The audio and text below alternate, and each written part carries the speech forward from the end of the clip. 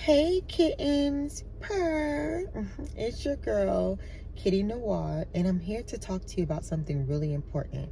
So I'm a woman, but this knowledge also applies to men because all humans communicate in these main forms, and that's direct communication or indirect communication. Now, why it's important to know this information is because if you're a woman, when you want something from a man, you need to know how he communicates. Some men prefer direct communication and some men prefer indirect communication. And when you know how they prefer to be communicated with, you know how to get what you want from them easier. For example, I have two children, child A and child B.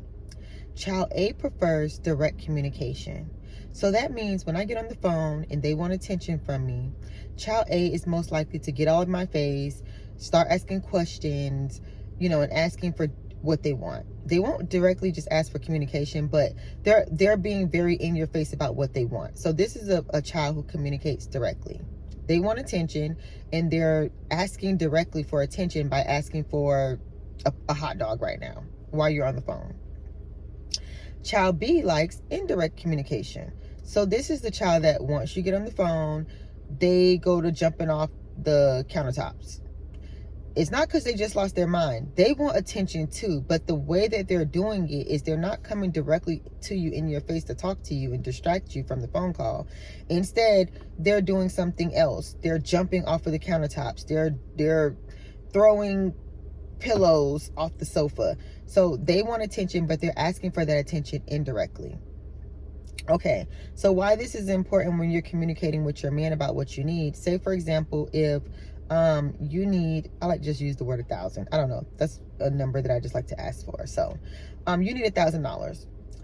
You don't want to, if he's a man who you notice kind of prefers subtle hints so he can come up with the, come up with the idea, then you might say, oh, I just had to let my mom borrow $1,000 to cover her mortgage, and now I don't even know how I'm going to pay my rent. And you always get a yes to like hints. He's a guy who prefers indirect communication versus the man who you use the same scenario. Oh, I just helped my mom cover her mortgage for $1,000 and now I don't have the money to pay my rent. And he's just not even receptive to that. And you're like, can I borrow? Do you think you can give me the $1,000 so I can pay my rent? He's like, oh yeah, sure. You should just ask. That's a guy who prefers direct communication.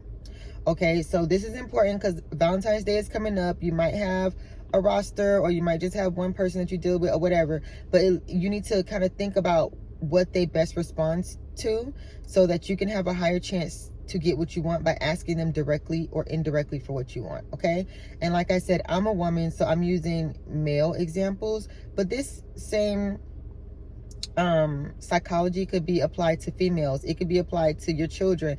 It could be applied to anybody because all humans, unconsciously or consciously, prefer direct or indirect communication. Like me, I prefer direct. If you want something, just ask for it. I don't have time to be thinking for you or trying to figure out what you mean. I personally prefer just ask me. That doesn't offend me. I love it. It saves me time. It gets straight to the chase. I like transparent communication.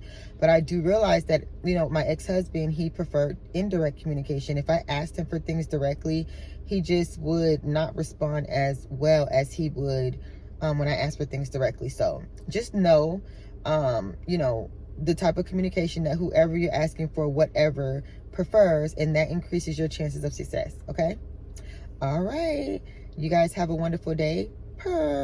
Stay kiddish.